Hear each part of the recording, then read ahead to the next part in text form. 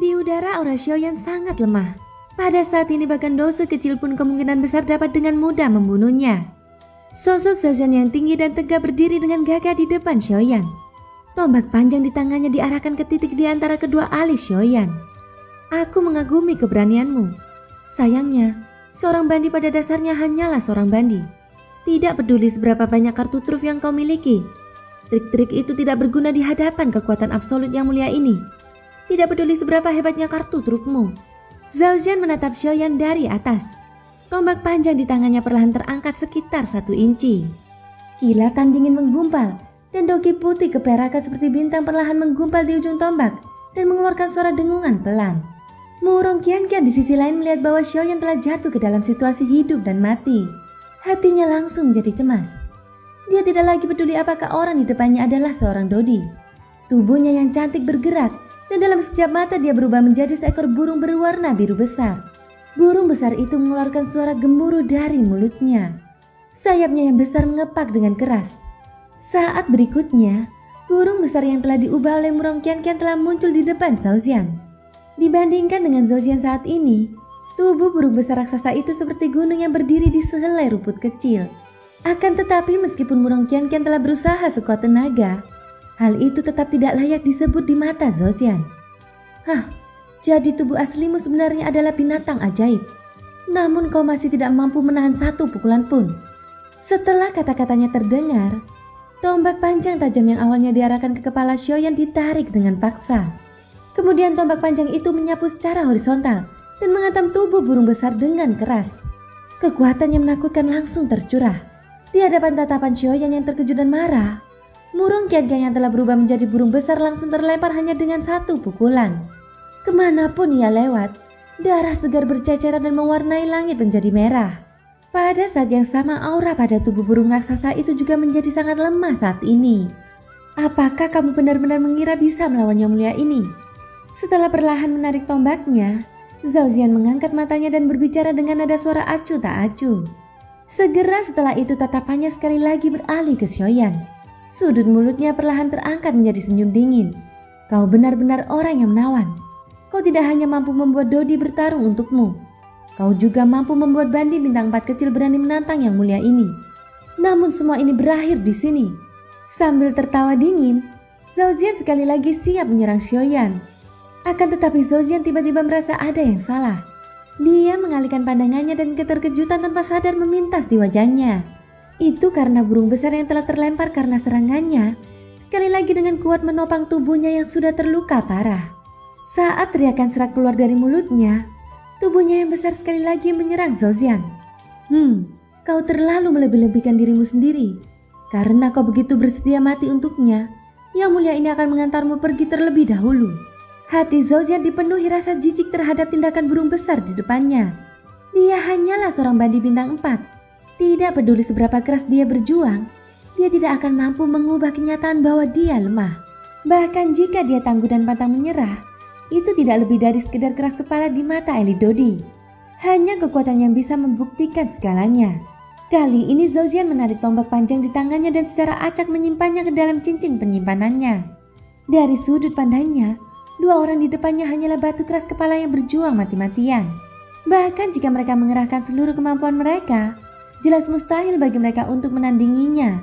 Dia ingin melihat apakah Xiaoyan seorang bandi yang telah masuk daftar hitam oleh 4 sekte besar benar-benar memiliki kekuatan untuk melawan. Adapun Murong Qianqian, Zhaoyan sama sekali tidak peduli padanya. Zhaoyan perlahan mengangkat tangannya dan doki putih pekat menggumpal di telapak tangannya. Saat berikutnya, burung besar dengan aura yang sangat lemah sekali lagi muncul di depan Zhaoyan. Ia menggunakan seluruh kekuatannya untuk melancarkan serangan terakhir. Pada saat yang sama, telapak Zhaoyan juga terlempar ke depan dengan keras. Gugusan cahaya doki berwarna putih keperakan itu memancarkan cahaya terang. Cahaya itu begitu menyilaukan sehingga mampu bersaing dengan matahari di siang hari, menyebabkan orang tidak dapat melihatnya secara langsung. Di sisi lain, Xiaoyan yang terluka parah juga menatap tajam ke arah punggung Zhaoyan dengan ekspresi ganas. Sepasang tangannya yang berlumuran darah tiba-tiba terkepal erat saat ini. Ledakan dahsyat terdengar begitu gugusan cahaya doki berwarna putih keperakan itu meledak. Senyuman ganas muncul di wajah Zhaoyan. Segera setelah ini tubuhnya tiba-tiba berputar dan dia melihat ke belakang. Sekarang adalah giliranmu. Ayo, biarkan diriku yang terhormat ini menyaksikan serangan terakhirmu. Mata putih keperakan Zhao Xian berkedip sedikit. Telapak tangannya sekali lagi menghantam ke depan dengan keras. Di saat yang bersamaan, doki putih keperakan dengan cepat menggumpal sekali lagi. Tangan kanan Xiaoyan yang terkepal erat diayunkan dan dengan kuat menghantam telapak tangan kiri Zhao Xian. Saat berikutnya, ekspresi wajah Zhao Xian yang dipenuhi percaya diri itu tiba-tiba berubah. Dua suara tulang patah terdengar bersamaan. Akibat pukulan mengejutkan dari Xiaoyan, doki yang baru saja terkumpul di telapak tangan Zhao Xian langsung terpancar. Kekuatan mengerikan yang ditimbulkan oleh pukulan Xiaoyan menghancurkan semua tulang di lengan kiri Zhao Xian. Namun pada saat yang sama Xiaoyan yang sudah terluka parah karena serangan liar ini telah benar-benar tenggelam dalam cedera serius. Tulang di lengan kanannya telah hancur total karena benturan keras dengan Zhao Xian. Di udara, ekspresi Zhao Xian yang telah menderita pukulan berat tiba-tiba berubah drastis. Rasa sakit yang terpancar dari lengan kirinya membuatnya merasa seolah-olah telah disambar petir. Seketika emosi yang sangat marah dengan cepat muncul di hatinya. Seorang Dodi yang bermartabat sebenarnya sekali lagi terluka karena seorang bandi. Masalah semacam ini sudah merupakan sesuatu yang tidak dapat ia tanggung lagi. Pergi dan mati. Sambil berteriak murka, telapak tangan kanan Zhao Xian segera menghantam dada Xiaoyan dengan keras. Kekuatan yang tak terhentikan itu langsung meratakan dada Xiaoyan. Telapak tangan Zhao Xian ini pada dasarnya telah merenggut separuh nyawa Xiaoyan. Mengikuti suara dentuman keras, tubuh Xiaoyan langsung terpental ke belakang. Setelah melemparkan Xiaoyan ke udara dengan telapak tangannya, Zhao Xian tidak mau berhenti. Dengus dingin keluar dari hidungnya. Ekspresi wajahnya berubah kejam dan sosoknya sekali lagi menghilang di udara. Pada saat berikutnya, telapak tangannya yang besar telah mendarat di leher Xiaoyan. Dengan sedikit kekuatan, dia mengangkat Xiaoyan ke atas dengan tangannya. "Xiaoyan, pergi dan matilah." Kata-kata penuh kebencian terdengar dari mulut Zhao Xian. Namun sebelum telapak tangannya mengerahkan kekuatan, hawa dingin yang menusuk tiba-tiba saja menyebar ke seluruh tubuhnya. Perubahan mendadak ini membuat tubuh Zhao Xian membeku. Sepasang mata putihnya langsung menyusut seukuran ujung jarum. Ketakutan yang belum pernah terjadi sebelumnya melonjak keluar dari lubuk hatinya. Dia secara refleks menoleh hanya untuk melihat sesosok berdiri di belakangnya. "Jika kau berani bergerak, aku akan segera membunuhmu."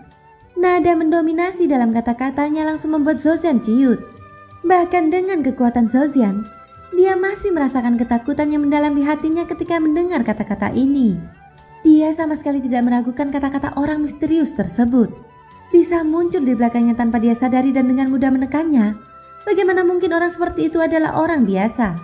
Paling tidak Zhao Xian percaya bahwa kekuatan pihak lain pasti jauh di atas dirinya. Ketika dia melihat Zhao Xian tidak berani bergerak lagi, orang di belakangnya sekali lagi berbicara. "Lepaskan dia dan biarkan dia pergi." Ekspresi di mata Zhao Xian tiba-tiba terfokus ketika mendengar ini. Dan dia sangat terkejut di dalam hatinya. Tidak disangka orang ini datang untuk Xiaoyan. Betapa hebatnya daya tarik Xiaoyan di depannya.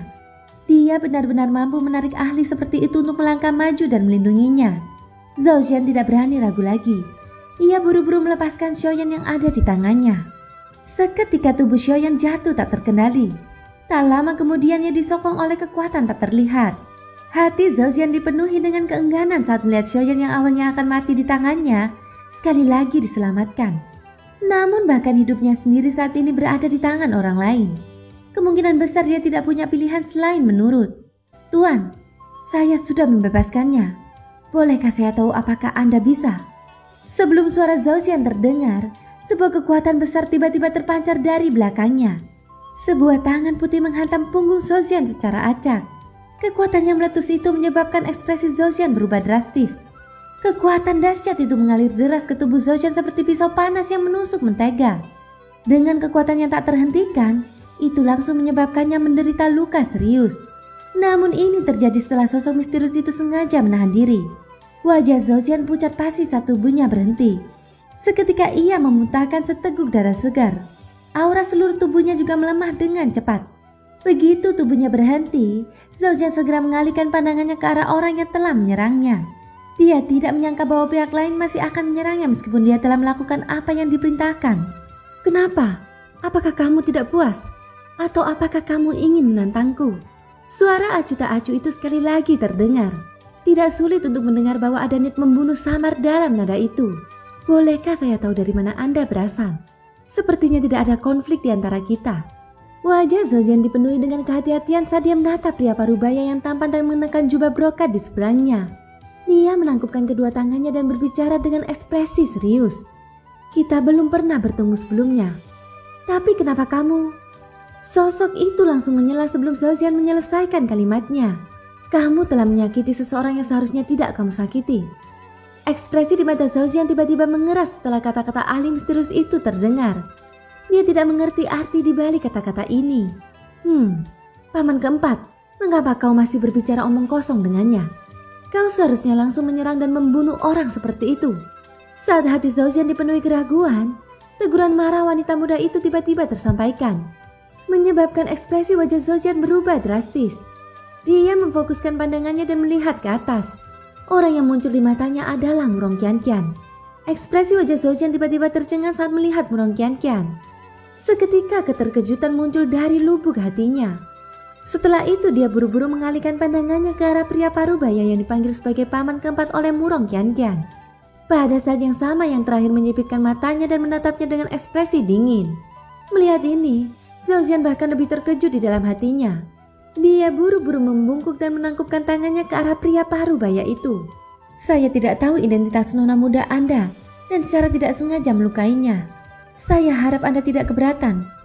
Jika memungkinkan, saya bersedia melakukan apapun sebagai kompensasi. Mendengar ini, Murong Qianqian tidak dapat menahan diri untuk tidak mendengus dingin. Dia hendak berbicara kepada pria parubaya itu lagi, tetapi sebelum dia dapat berbicara, mata pria parubaya itu menyipit saat dia menatap Zhejian. Dengan ekspresi dingin dia berkata, "Apakah kau sungguh bersedia melakukan apapun sebagai kompensasinya?" Mendengar ini, hati Zhejian langsung menjadi tidak tenang. Dia menangkupkan kedua tangannya dan berkata tanpa ragu, "Ya," kata Zhejian. "Kalau begitu, patahkan salah satu lenganmu."